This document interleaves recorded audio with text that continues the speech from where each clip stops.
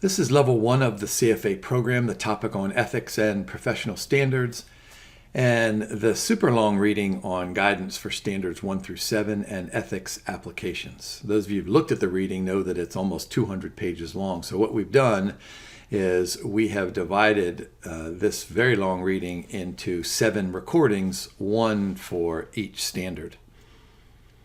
The LOSs will be identical for the next 6 recordings. You'll have to demonstrate, you'll have to distinguish, you'll have to recommend. And as always, my advice is to go to the very end of this reading. I think there are 34 or 35 really good multiple choice questions at the end of this reading. And you'll note that almost all of them, or at least a good majority of them, provide the candidate with a question stem. And then the answer choices are: no, the candidate did not violate. Yes, the candidate violated because of this.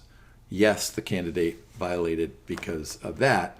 So you need to kind of get used to and predict the types of questions that you're going to be faced on the exam. And we have a handful of those here in this slide deck. So here's Standard 1, Professionalism.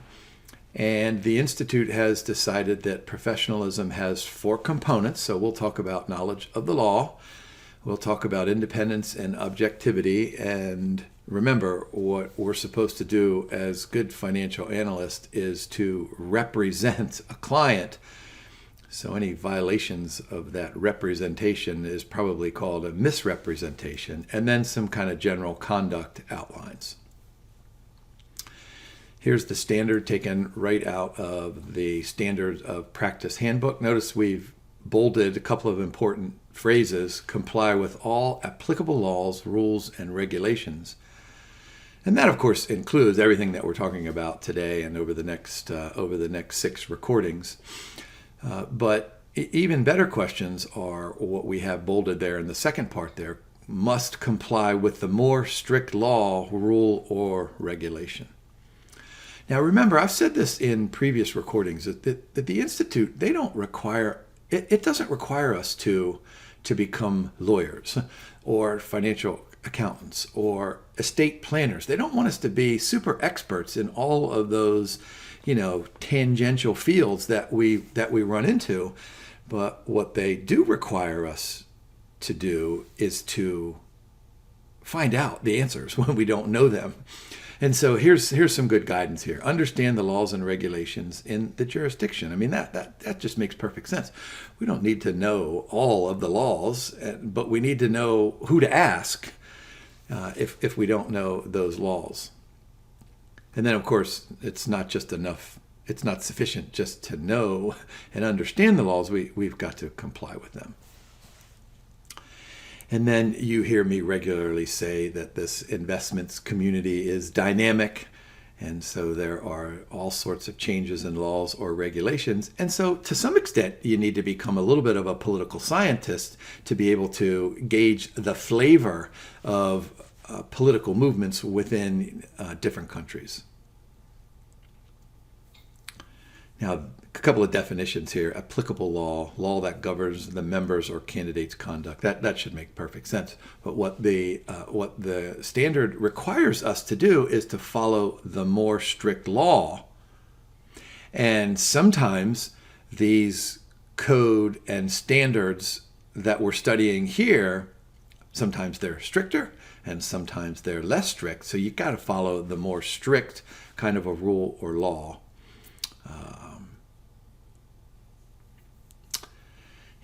Whenever the code and standards is more strict, then you must abide by the code. That makes perfect sense. But then look at this middle one here. Whenever there's no application, no applicable law or regulation, then the members must abide by the code and standards. There might be a question. If I were writing questions, I would come up with a question that says something like, all right, we're in a country over here, and what the politicians have done is they've passed a law that says something like, A financial analyst is not allowed to make a recommendation based on the dividend policy of a firm. I mean, this is a silly law. No country would ever do this. But suppose that you were faced with this, and then you wrote a report saying, "Oh, I think Jim's Concrete Company is going to pay a super high dividend next time, so let's go ahead and make a buy recommendation." So clearly that's a violation.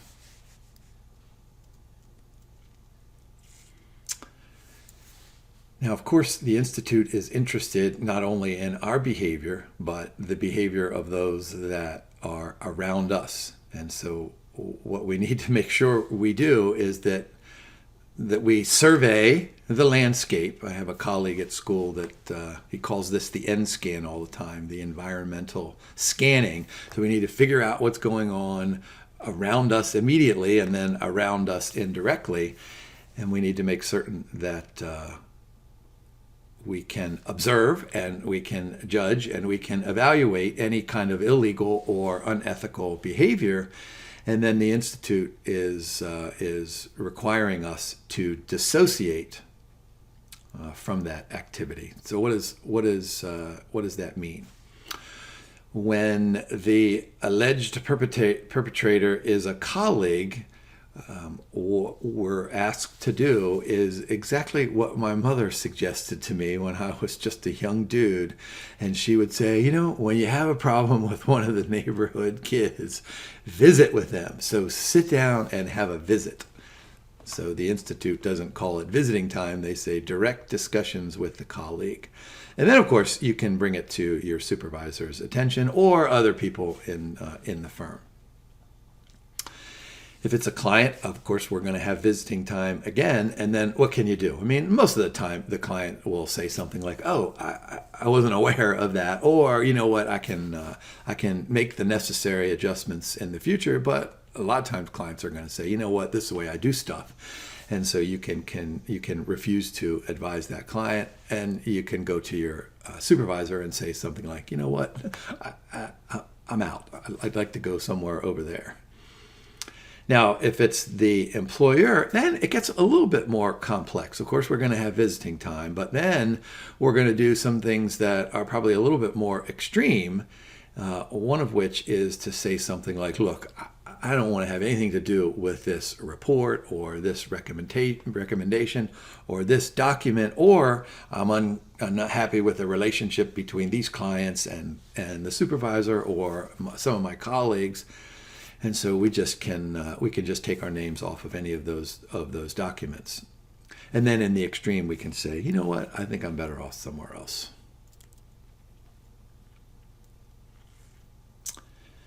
Now, when we observe these kinds of violations, the Institute asks us and encourages us to report those violations. We talked a little bit about this in the previous recording, and of course, we can submit a written report. Now, how does this knowledge of the law apply to how we behave with and offer services to all of our clients? And so, of course, all of our investment products must be in compliance with the applicable laws. And this makes perfect sense.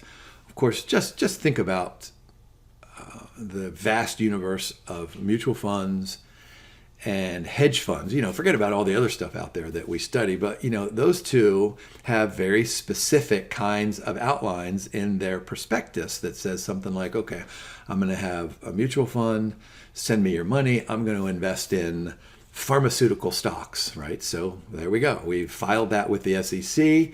And if we take everybody's money and we go invest it in energy stocks, or we go invest it in the casino stocks, or even worse, we go to the casino and gamble that money away, well, then somehow the investment product is not consistent with whatever we said that it was. So compliance with applicable laws. And then as part of that environmental scan that I was talking about, we need to make sure that all of our partners are aware and follow all the laws and rules that we do. And then look at the blue box down at the bottom. What did I say just a few minutes ago? That the Institute does not require us to become lawyers, but they do require us to say something like, hey, you know what? We have a lawyer over there. We have a compliance department. Those are really, really smart men and women. Let me go over and ask them. All right, how about recommendations? These are super common sense. Stay informed. So this is all part of the culture that you are beginning now in level 1. You went and got your undergraduate degree at some college, right? So you learned a whole bunch of stuff there, and now you're working in the profession and you're figuring out, oh my gosh, I wish I would have paid attention to my professors more when I was in college. I get that from my students, my ex-students pretty regularly. But stay informed, right? Dynamic economy, dynamic changes, politics, etc., etc. So not only should we stay informed, but we should encourage all of our colleagues and our supervisors to make certain that when there's a dynamic change that impacts us directly, that everybody knows about it. Review procedures. Remember, I say this to you guys in recordings pretty regularly. Among all of our goals, we want to identify risks, quantify risks, and then manage the risk. And then implicit in that third component there, the managing of the risk is to monitor and to gauge and to evaluate and to get feedback on all of the decisions. And so, that's not a great direct analogy, but of course what we want to do is review all of our procedures, because if in fact we're not allowed to make a recommendation based on the dividend policy of a firm, like I said earlier in that silly example, well, then we want to make sure that we follow that law in that particular country. And then, of course, the Institute is big on maintaining copies of current files. I'm embarrassed to say that I still have my April 15th tax returns going back to when I had a job in college. And my wife regularly says to me, what could you possibly need for those stuff? I don't have a good answer for it. But anyway, let me go back here real quick. The Institute wants us to keep copies. All right, here's a good question. What I encourage you to do is go ahead and pause the video if you want and read this carefully. Notice we have some bolded phrases in there. And let's just skip down to the question here. Has Finlay violated Standard 1A, knowledge of the law? And so as you're reading through the question stem, you should automatically start thinking about, okay, which standard does this apply to? Now, sometimes the question will ask you about Standard 1A or Standard 3B or a particular one, but it might just say, have any of the standards been violated? And then you'd have to kind of sift through that. So go ahead and pause for a second and read the question stem and then, try to come up with an answer here yourself. All right, for those of you who paused it and figured out this solution, I'm hoping that you picked B. Yes, because Finlay does not follow the stricter rule of no participation in the IPO. So what does it say back here? Somewhere it tells us that Spain regulation forbids managers from participating in IPOs, but the Institute says it's okay to participate in IPOs as long as you have fair dealing and all that kind of good stuff. So this is the stricter of those two laws kinds of a question.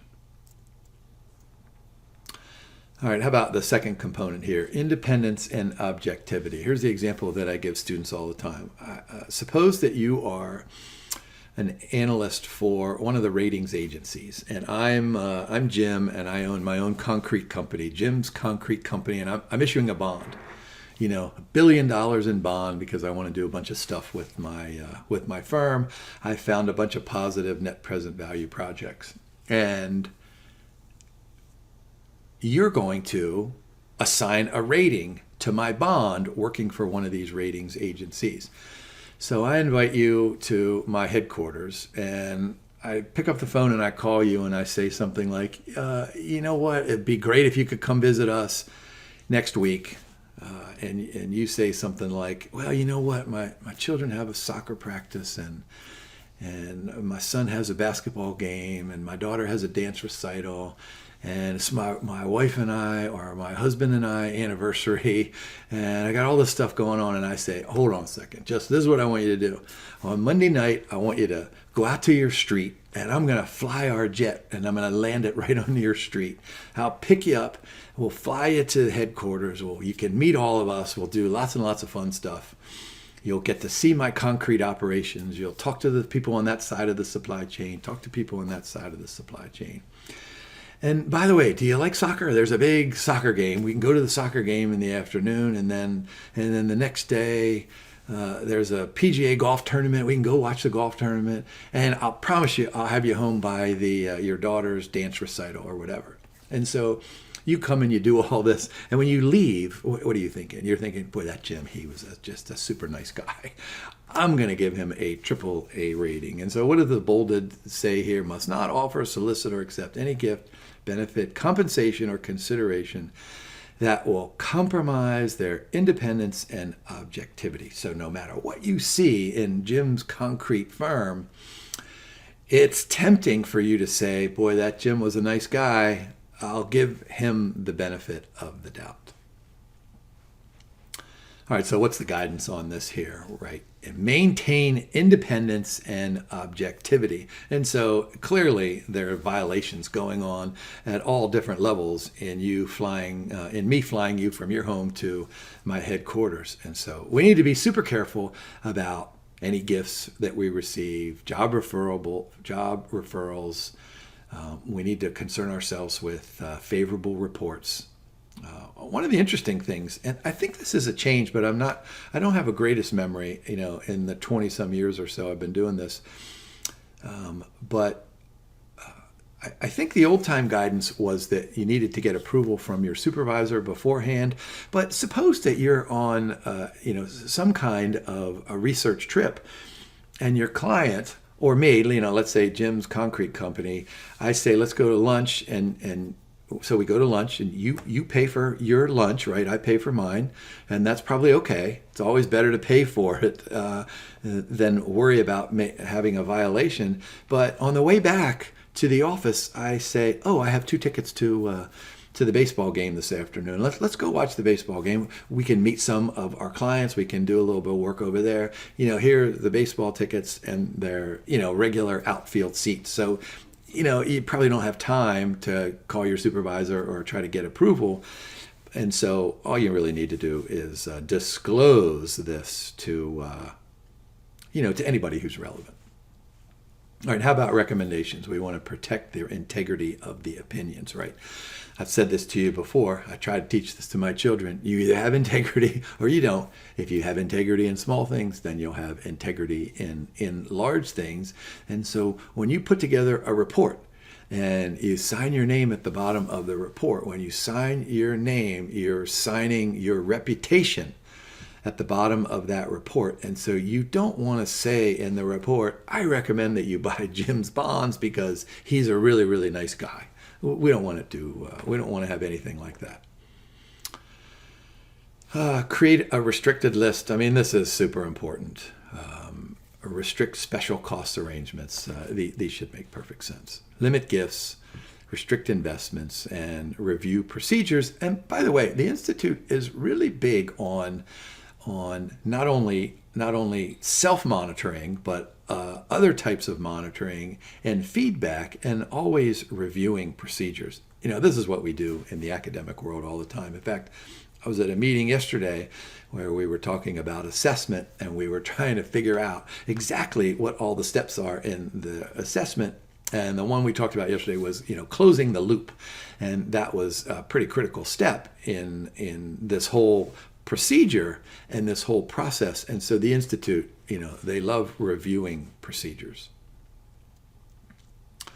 Yeah, I like this one. Establish a formal written policy, which means that the firm can have bullet points, or they can have paragraphs, and it says something like, hey, here are our ideas. Here's the guidance on how to remain objective and how to remain independent.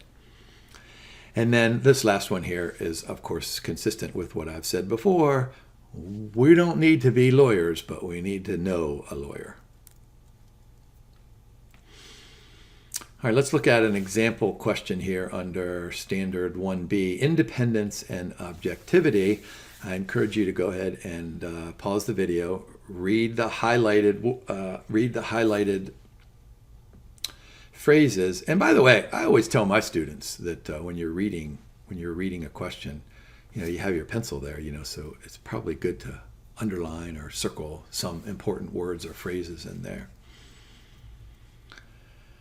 So notice this question, which isn't exactly like the question we asked before. The question is, which one of these individuals, or both of them, violated the standard? So clearly there are violations in here because none of your choices are none or neither violated. So go ahead and pause the video, read this question again, and try to come up with a good answer here.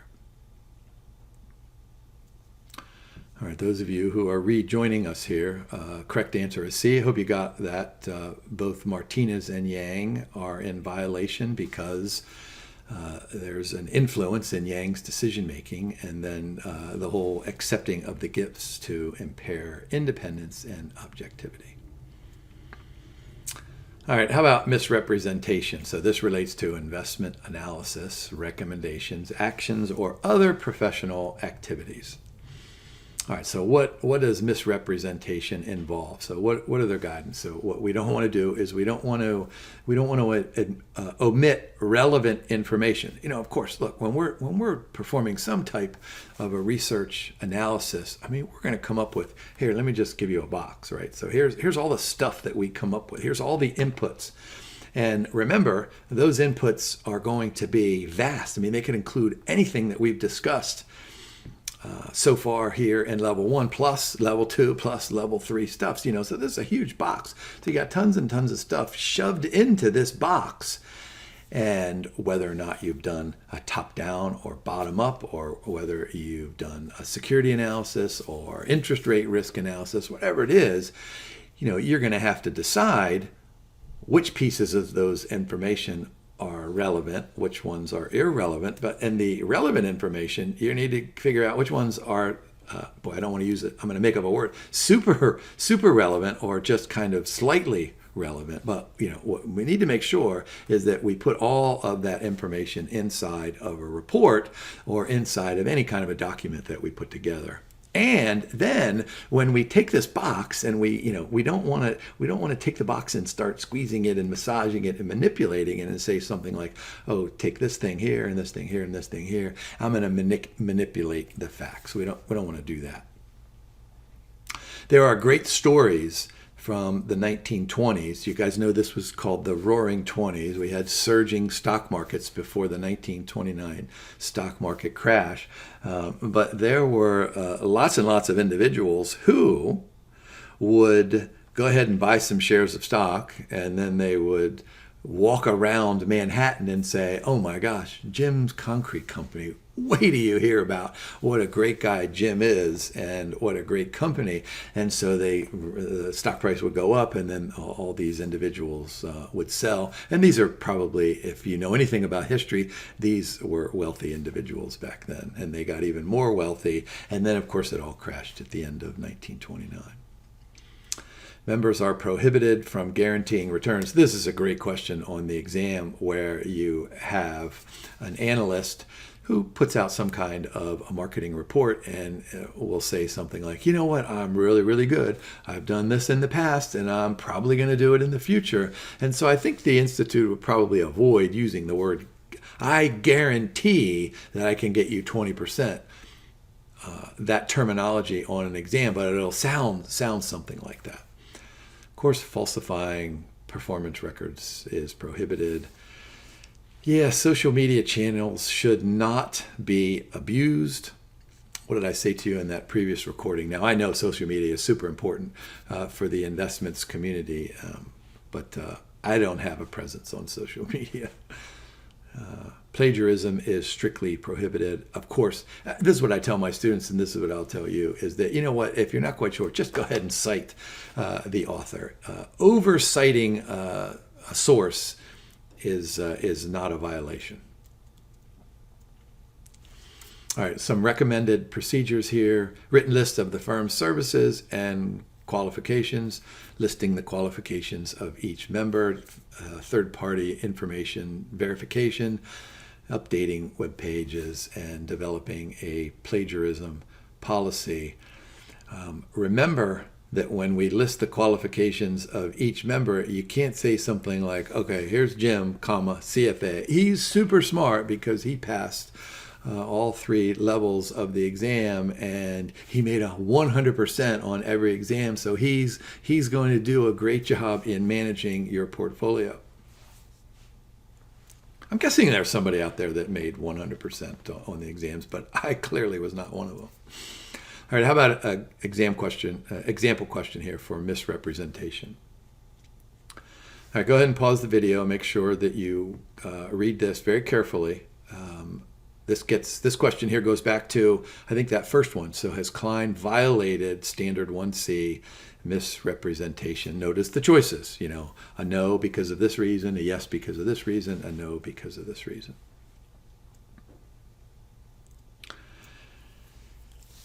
And I'm hoping that you come up here because she failed to reference the original authors. Yeah, that makes perfect sense here.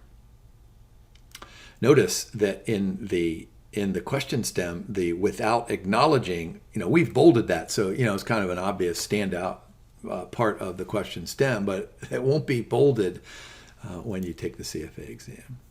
All right, how about the last part here? Misconduct. Dishonesty, fraud, or deceit, or commit any act that reflects adversely on their professional reputation. All right, so that makes sense here. What are guidance here? All conduct that paints a bad picture on the professional integrity. All right, so what this does is that this says something like, look, what is a professional look like? And you guys from throughout the world, you probably have different images than I might have popping into my mind, but the commonality of all of this is that we have somebody who looks like they know what they're doing on the surface, whatever picture of that individual that you have in your brain. But then let's go ahead and say something like, all right, let's go to, what are one of those superheroes? Let's go to Superman. Superman does he have the X-ray vision? And so imagine being able to see into the heart and soul and the fabric of an individual. And that's really what this is. Now, of course, we're not doing this, and the Institute doesn't want us to be supermen or superwomen. But of course, we can be reflective and see how that relates to ourselves. And we know what bad behavior is. We know what acceptable behavior is. Now, look at the second embedded bullet point there. Yes, it may or may not be illegal. For example, consuming alcohol during business hours. All right, so let's go back to my example. Do you remember I did this in the previous recording? Let's suppose we're at a big old baseball game and we decide to throw a bottle of beer on top of the right fielder out there. So we're consuming alcohol. It's not during business hours, although it could be an afternoon game. I guess they still play baseball in the afternoon. Clearly, if it's in the afternoon and you should be working and you're at the baseball field throwing beer on the right fielder, that's probably a violation. But at night, boy, that's may or may not be illegal. Although, fans get arrested all the time at these kinds of games. So just remember that the behavior does not have to be illegal to reflect poorly on the industry. Now look at the bottom circle point there. Investment recommendation without proper due diligence. Boy, this is really a great exam question. It probably happens way more than I know about. What is proper due diligence? It's really easy to understand this from our own personal kinds of standpoints, right? If you have, suppose that you have a house and you have a landscaper drop off a big pile of mulch in your driveway. So what do? You get out your shovel and your wheelbarrow and you work So when you're done, the mulch is not in your driveway anymore, and it makes your flower beds look beautiful. So that's proper due diligence. So you can actually see exactly the before and after pictures of the mulch. And so I want you to get a vision of the before and after pictures of the mulch, but let's substitute, let's say, a research report for mulch. And clearly, I try to convince my colleagues that, we work harder by putting together a research report than we do by putting together and laying down mulch in our house. All right, so recommended procedures. So development of a code of ethics within the firm. Potential violations, and then background checks. All right, how about one final example? Go ahead and pause the video. Go ahead and read the bolded words. So during the protest, Courtney was arrested and fined. But what was she arrested and fined for? Fossil fuels and environmental degradation. All right, so this is super important to the Institute about, individuals have the right to do stuff. And one of those rights is to peacefully protest. All right, so go ahead and pause and come back in a second. Clearly this does not violate the CFA Institute Code and standards because, notice the bolded answer down there in the orange, in favor of personal convictions. And so it's the Institute's opinion that the industry was not harmed by this arrest. So that takes us through Professionalism Standard I. What we'll go ahead and do is talk about integrity of capital markets in Standard II in the next recording. So my advice is to go ahead and look at those 34 questions or so at the end of this reading. Now, of course, you'll only be able to answer the ones on professionalism, but the more you go over these problems, the better prepared you'll be for the exam. So, hey, thank you for watching and good luck studying.